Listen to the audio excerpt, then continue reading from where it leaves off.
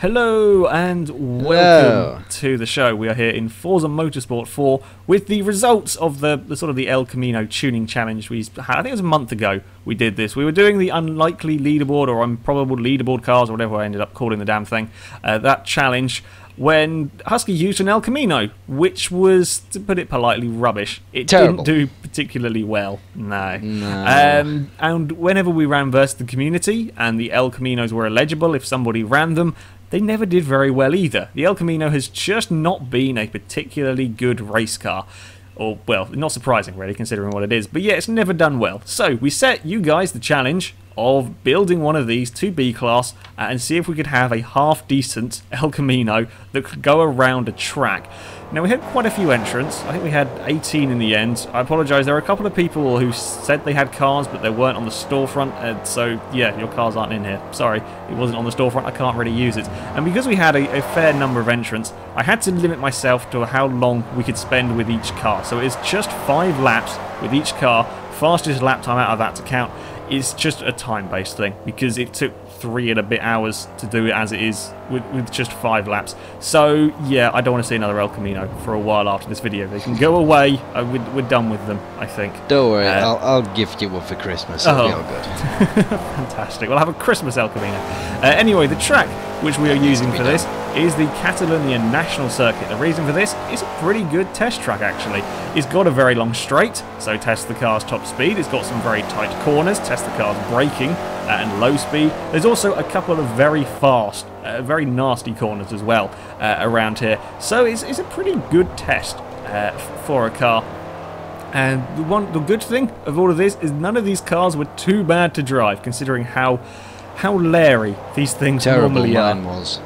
Yeah, Husky struggled with his car. I built one up as well and I made the most understeery El Camino imaginable. I still don't know how I managed to do it when I was testing one, and I quickly threw that one in the bin. But the interesting thing with these cars is how many different characteristics you can get out of a car, well, out of the same car to the same class. Some were very, very good on the brakes. I believe this is one of them that stopped really very, very quickly. And that's a useful feature to have on an El Camino. They're not the best sort of car for braking. They're a little bit heavy on the most part. They're not exactly the Lotus of No, it cars. certainly isn't the Lotus. The brakes, I think, were something that if you focused on, or you had to really run race brakes. I would imagine the fastest cars here were running the race brakes, because you really needed to get them stopped.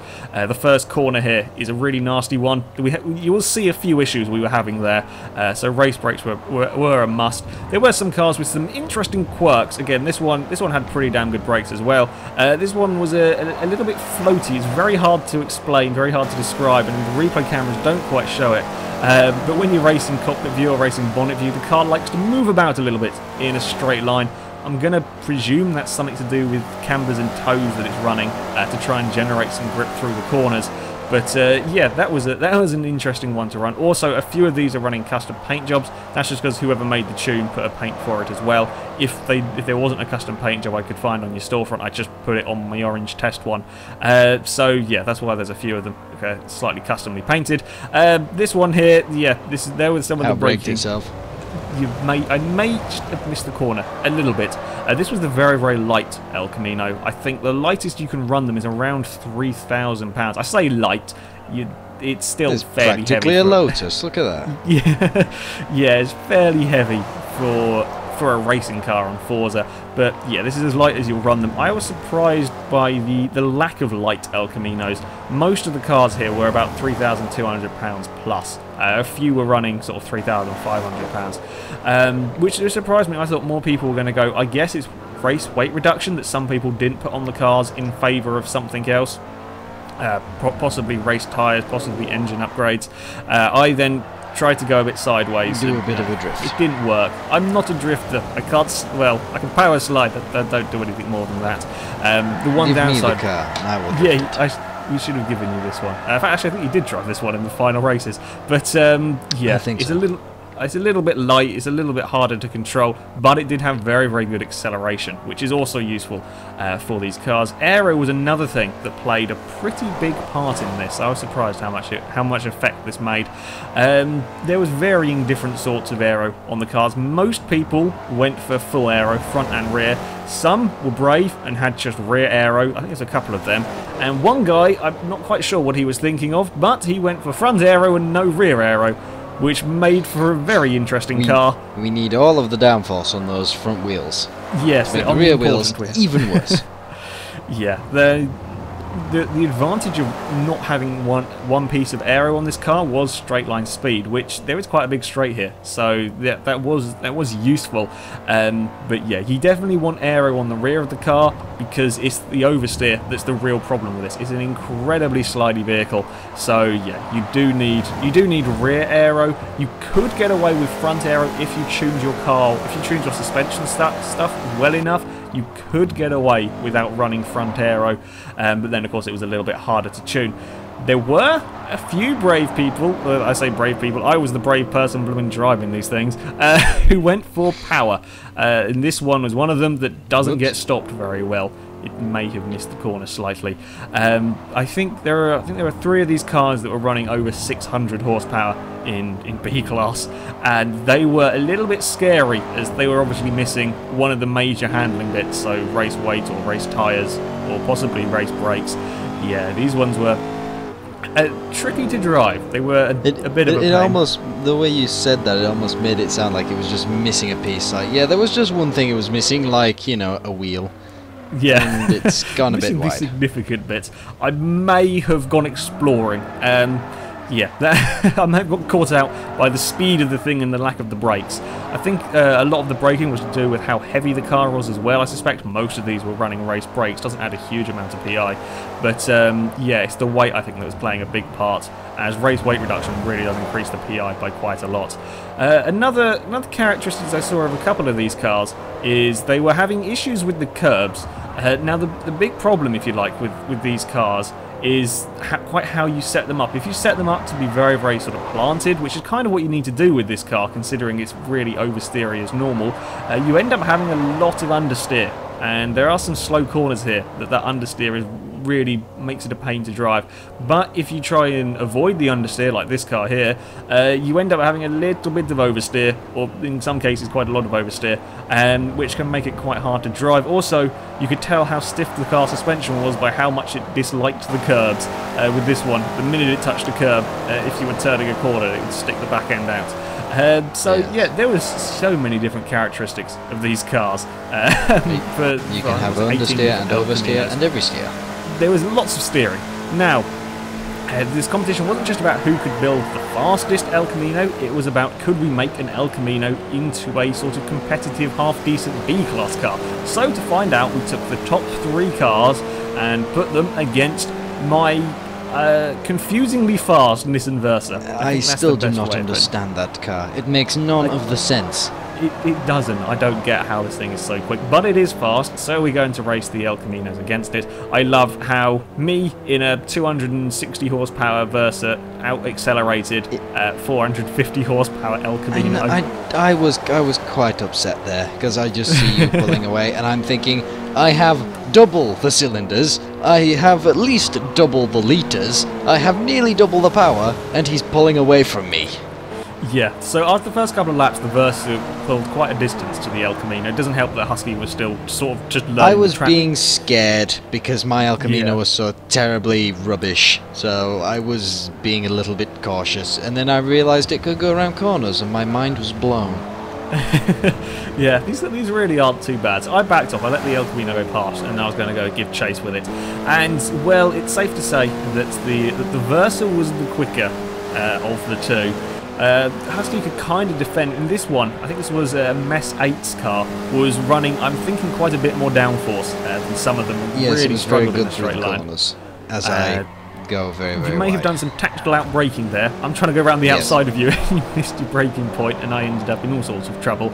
Yeah, that was one of the rare times an El Camino has been beaten in a straight line by a Nissan Versa. I don't think anybody's ever said that before. We'll be the first people. to have that revelation, whatever, possibly. We move on to the second placed car. In fact, actually, there was a problem with some guy's car wasn't in stock when I went to download it, and he ended up second, and we didn't have it to run for these. But you'll see in the description the results thing. Who's this guy's car? I can't pronounce this guy's name, so I apologise. It's like it's the very weird Phaulcks? I don't know. You'll find your name in the description. This one was the very, very light one. This is the one that I spun, actually, I think. And by being so light, it had incredible acceleration. So off the line, it pulled away from the Versa. There's a Versa sliding in the background. Don't mind me, just sort of casually having problems. It was very twitchy, this car, though. Like, you would breathe on a corner and that would upset it. And then it would be very, very twitchy. It's the downside, I guess, of being a little bit lighter. And again, you never know how the suspension is all set out on these. I don't know what blooming combination of parts have gone into this car. There we go. I will speak English. It's not that late today. Why is my brain already failing? Yeah, this was a much closer race. Yeah, also apologise for our terrible driving, or not quite so good at driving as normal in this, because it was quite late when we got around to filming this. It taken so long. Because he dragged me out of bed at 9:30 to come do this. Yeah. Well, it had to be done. But yeah, this El Camino much better in a straight line. The Versa was even matched straight line speed. The Versa wasn't pulling away from it for sure this time. It's still not very nice to look in the rearview mirror and you're not becoming a tiny speck. It's like, oh, go away. I suspect that. I suspect that's a little bit odd, and I'm still trying to go around the outside. I braked again. I still couldn't get used to the brakes. Yeah, the brakes are a little bit interesting on these. There's a magicy, flyy, laggy. That's Forza being Forza. Well, you see, that was proving how light it was. You see that gust of wind? Look at that gust of wind. Right, that's what it was. This was actually a really good battle. This carried on for quite some time. Me tried to find a way past. While the Versa was technically the quicker car around the course of a lap, the El Camino could hold it off on the most part. It just had that straight line speed to hold the Versa off. Tiny bit. Yeah, and because the rest of this track is very hard to overtake on, yeah, I was having difficulties getting past. When I did eventually get past, we may have had a scary moment. I got a little bit brave, and then the El Camino got upset because, well, it went round a corner and my mind was blown. It's like, oh, look, I can do such an overtake here. And then it's like, no, you can't. You can try, but...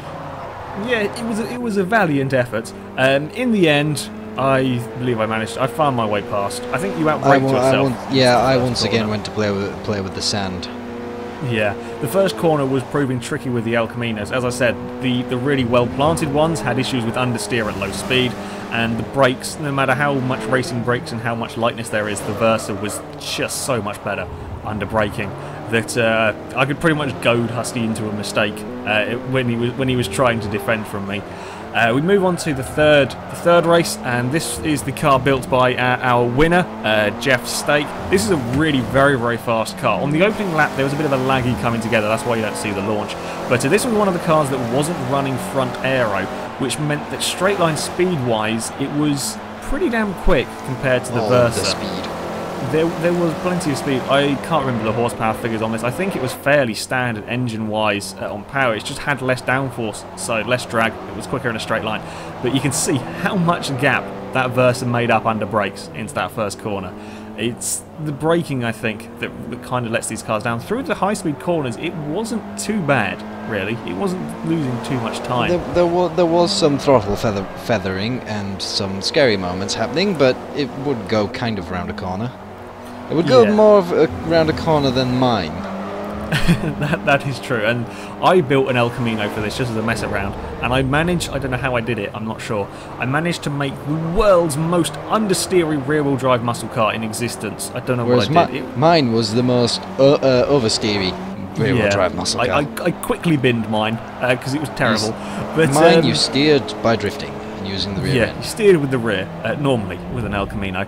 But yeah, this was a pretty close-fought battle. I think the problem with the El Caminos as an actual race car is that while, yes, when you're hot lapping, you can put together a half-decent lap, the problem is you have to be so precise. You have to get every corner absolutely perfectly, because you make the tiniest of little mistakes, and then you'll have a big crash. And it Whereas kills. in the Versa...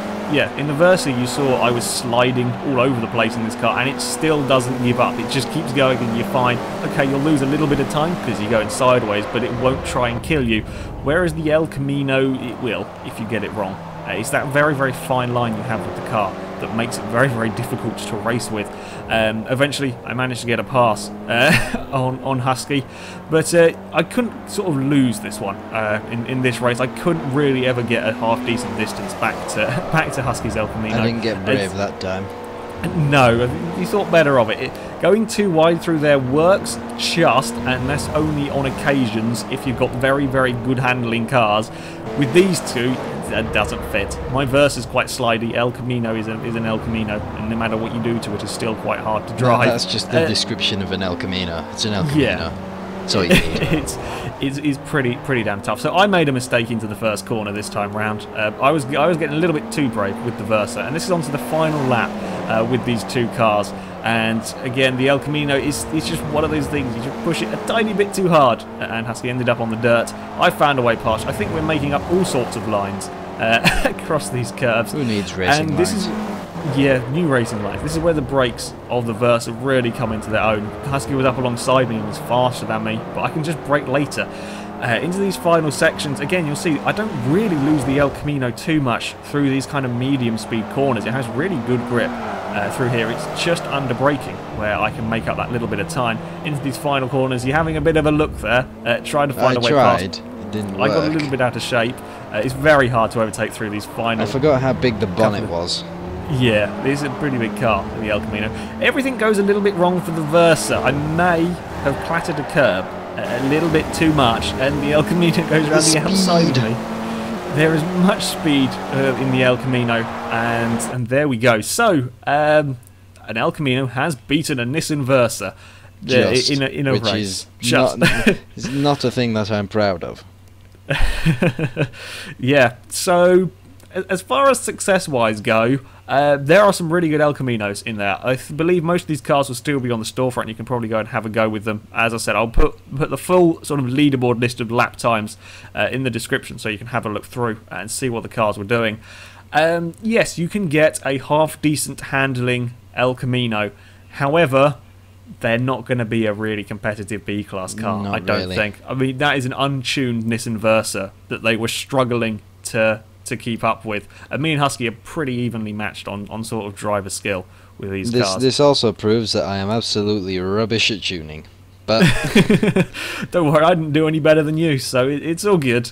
Yeah, you can get a half decent El Camino, but it's never going to be as fast as, well, there's most other choices. There might be worse B-class cars, but yeah, they really are not an easy car to work with. So we've come to a conclusion. We have come to a conclusion of sorts. Not quite the conclusion we were hoping for, but oh well, it's going to have to do.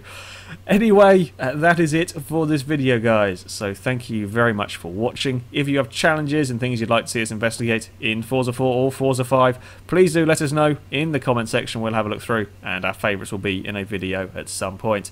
However, until next time, goodbye. Bye-bye.